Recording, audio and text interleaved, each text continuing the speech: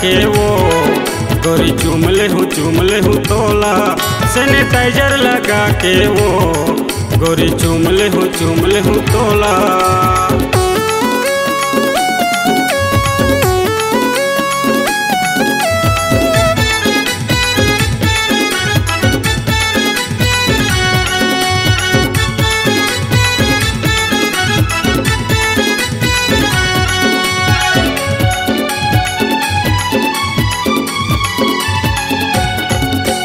भारी है लफड़ा भारी है खतरा बढ़े हवे रे बीमारी दुरिया मर रे अनाड़ी।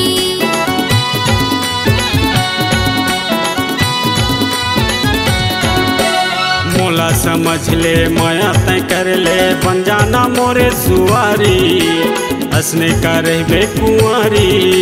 घेरी बेरी साबुन में हाथ कहूँ धोना मास्क लगा ले झनकर मुर रोना। अरे कैसे समझाऊं मैं टोला। सैनिटाइजर लगा के वो गोरी चूम ले हूँ तोला। सैनिटाइजर लगा के वो गोरी चूम ले हूँ तोला।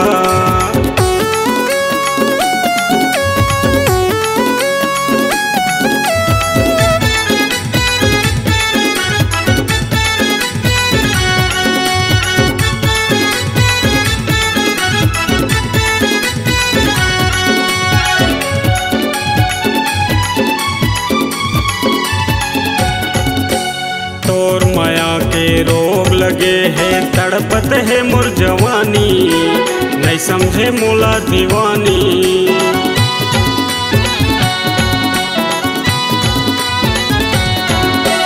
तोर माया रुके माल कहना धनकर कोनो तय न गानी। तही मोरे जिंदगानी तही मोरे चांदी औ तही मोरे सोना।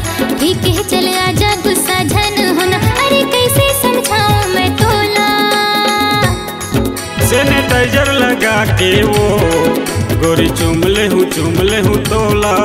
सैनिटाइजर लगा के वो गोरी चूम ले हूँ तोला। झंझू ना हो जाही कोरोना नो है कोनो जादू ये नो है रे टोना। अरे कैसे समझाऊं मैं तोला। सैनिटाइजर लगा के वो गोरी चूम ले हूँ तोला। सैनिटाइजर लगा के गा राजा चूम लेना मोला। सैनिटाइजर लगा के वो गोरी चूम ले हूँ तोला। सैनिटाइजर लगा के गा राजा चूम लेना